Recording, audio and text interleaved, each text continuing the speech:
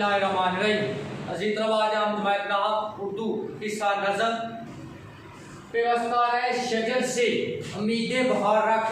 पेवस्ता है शजर से उम्मीदें बहार रख। इलामा इकबाल की लिखी ये बहुत मशहूर नज़म, उसका शेर नंबर 2, उसकी आज हम तशरीह करेंगे। सबसे पहले शेर नंबर 2 है लाजवाल। लाजवाल का मतलब होता है गैर फानी, जिसको जवाल ना हो। गैर फानी या जिसको जवाल ना हो। अहदे खजा, खजा का दौर, अहद कहते हैं दौर को, जमाने को भी कहते हैं, खजा कहते हैं पतझड़ का। उसके वास्ते, वास्ते जरिए से कुछ वास्ता नहीं है।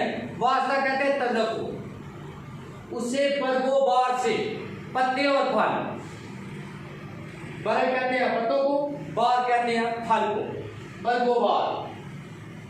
मफहूम इसका देखें, मौसम खजा में दरख्त से अलग होने वाली शाख के लिए खजा का मौसम कभी खत्म नहीं होता। खजा का मौसम कभी खत्म नहीं होता। फूल, पत्तों और फलों से उसे कोई सरोकार नहीं होता। फिर देखें, मौसम खजा में दरख्त से अलग होने वाली शाख के लिए खजा का मौसम कभी खत्म नहीं होता। फूल, पत्तों और फलों से उसे कोई सरोकार नहीं होता। तशरीह जेर नज़र शेर में शायर इलामा इकबाल, जो कि आज़ादी के रूह रवा है, आज़ादी की तहरीक में अपनी शायरी के जरिए उन्होंने मुर्दा कौम में, मुसलमानों की सोई हुई कौम के अंदर एक नई रूह पैदा कर दी। जेर नज़र शेर में शायर एक हकीकत की तरफ इशारा कर रहे हैं और कहते हैं ये कुदरत का कानून भी है कि जो चीज़ एक दफ़ा अपने मरकज से हट जाती है उसका वजूद ख़त्म हो जाता है। फिर उसका किसी किस्म का उस मरकज से कोई तल्लुक नहीं रहता, कोई वास्ता नहीं होता उससे। जिस तरह इंसान के जिस्म से कोई उसका अज़ा अलग हो जाता है। फिर कहते हैं जितने मर्जी दुनिया के डॉक्टर, दुनिया के इंजीनियर, सियासतदान, साइंसदान मिलके के इकट्ठा उसको करने की कोशिश करें, उस जिस्म के साथ लगाने की कोशिश करें, लेकिन वो जिस्म में फिर दोबारा जिंदगी की रौनक नहीं आती। इसी तरह इलामा इकबाल इस्तियारों का इस्तेमाल कर रहे इस नज़म में। शजर और डाली का इस्तियारा इस्तेमाल करते हैं और इससे मुराद है, शजर से मुराद है मुसलमान या मिलत इस्लामिया और टहनी से मुराद मुसलमान है। शायद कहते हैं कि अगर कोई टहनी बहार के मौसम में अपने दरख्त से अलग हो जाती है, दरख्त से टूट जाती है, उसका रिश्ता उस दरख्त से वो टूट जाता है, वो अपने मरकज से हट जाती है।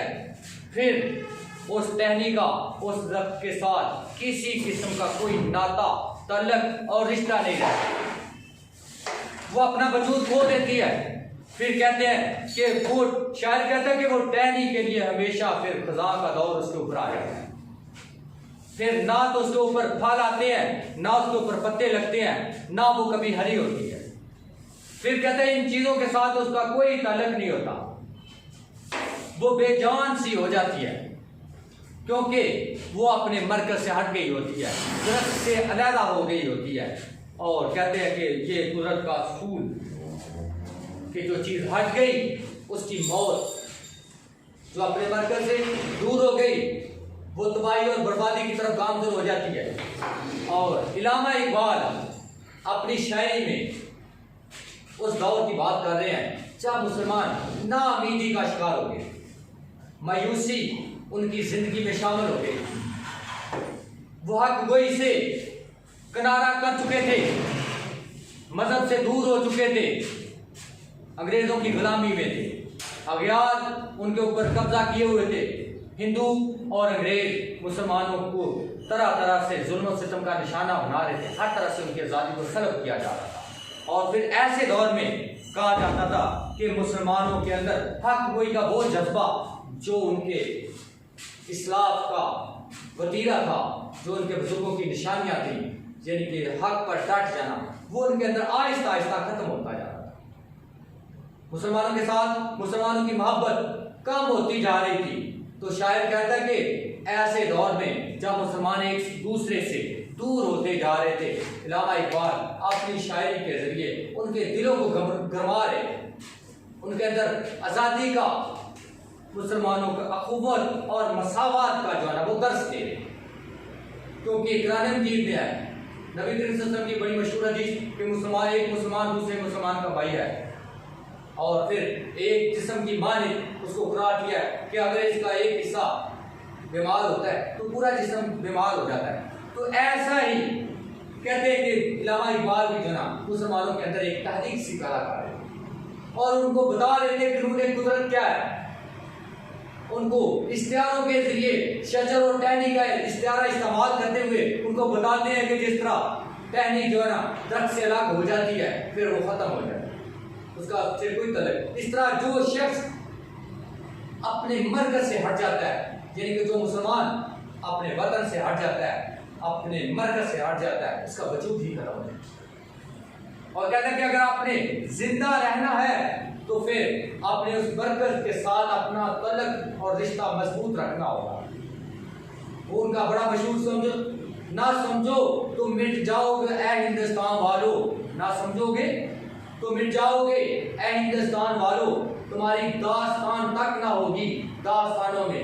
यानी कि ऐ मुसलमानों, अगर तुम उस बात को नहीं समझोगे तो फिर तुम्हारी जो ना कहते कि दास्तान भी ना होगी, तुम्हारा कोई वजूद भी ना होगा और तुम जो ना इस दुनिया से जो ना बिल्कुल नेस्त और नाबूद हो जाओगे।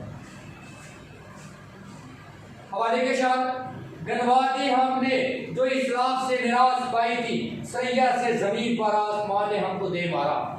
शायद कहता है कि जो हमारे बुजुर्गों की अजमत और उनके अजीम कारनामे, उनकी मोहब्बत इस्लाम से, कुव्वत और भाईचारे के दर्स को हमने सब ने भुला दिया।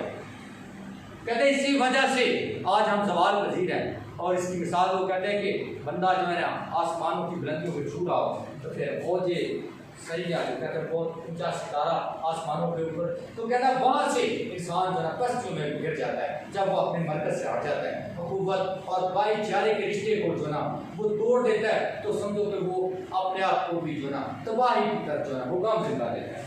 नंबर 2 है जज़ब, बाहमी से कायम निज़ाम सारे पोशीदा है ये नुक्ता तारों की जिंदगी में। शायर कहता है कि आप किसी चीज़ को देख लें, तारों की जिंदगी को देख लें। कहता है जब तक वो इकट्ठे हैं, रात की स्याही को दूर करते हैं, रोशन करते हैं, लेकिन अगर वो हट जाते हैं, जो सितारा आसमान से टूटता है तो फिर उसका वजूद ही खत्म हो जाता है। और कहते हैं कि जितना भी निज़ाम है अखुवत और मसावत से ही जो है ना वो कायम है, जो जिसमें अखुवत और मसावत नहीं, वो निज़ाम ही जो है वो खत्म हो जाता है। नंबर 3 कौम मजहब से है, मजहब जो नहीं तो तुम भी नहीं, जज्बे फहम जो नहीं महफिले अंजम भी नहीं। शायर कहता है कि कौम बनती है मजहब से, जितना मजबूत मजहब होगा कि कौम मजबूत होगी। और कहता है कि अगर मजहब नहीं है तो इंसान का अकीदा नहीं है तो समझो कि इंसान भी नहीं है, वो खुदगर्ज और लालची हो जाता है। और कहते हैं कि ये तब बनता है जब इंसानों के अंदर मोहब्बत, अखुवत और भाईचारे की फ़ज़ा हो, तब ये चीज़ें जो है ना वो बनती हैं। और इसकी बड़ी मिसाल जो ना आसमान के ऊपर बना हुआ सितारों का जो है जुर्म है। नंबर 4 यही मकसूद फितरत है, यही रमज़ मुसलमानी, अखुवत की जहांगीरी, मोहब्बत की फरावानी। कहता है कि कुदरत का कानून है कि अखुवत और मसावत जो है ना भाईचारे को फ़रोग़ देता है, तरक्की को जो है ना फ़रोग़ देता है। और मुसलमानों का हमेशा से ये नतीजा रहा है कि मुसलमान एक मुसलमान के साथ जो ना वो जुड़ा होता है, का वो हिंदुस्तान का मुसलमान है, का वो सऊदी अरब का, यानी कि तमाम मुसलमान जो ना एक जो ना इस्लाम का फ़र्द होने के नाते उनके मुसलमान के जो है वो फ़र्द होते हैं। नंबर 5 मुमकिन है कि तू जिसको समझता है बहारा और उनकी निगाह में वो मौसम हो फिदा का। शायर कहता है कि अपने आप के अंदर रहता हुआ इंसान वो समझता है कि वो आज़ाद है, लेकिन आज़ाद तब भी होगा जब पूरी कौम आज़ाद होगी। वो समझता है कि दूसरे जो है ना उसकी आज़ादी में है, लोग समझते हैं कि वो आज़ाद है, लेकिन हकीकत में वो एक जो है ना गुलाम है। और जिस तरह वो कहता है कि खुदा के मौसम में एक फूल के ऊपर पत्ते झड़ जाते हैं, वो समझता है कि अपनी खुदा ही है, लेकिन वो त्योहार का मौसम ही है, लेकिन हालांकि उसके ऊपर जो है ना वो खुदा का मौसम जो है वो तारीफ होती है। हज़रत ये तो कहा शेर नंबर 2 मफ़हूम तशरीह और हवाले के साथ। अमीर आपको इसके समझ आ गई। अल्लाह हाफ़िज़।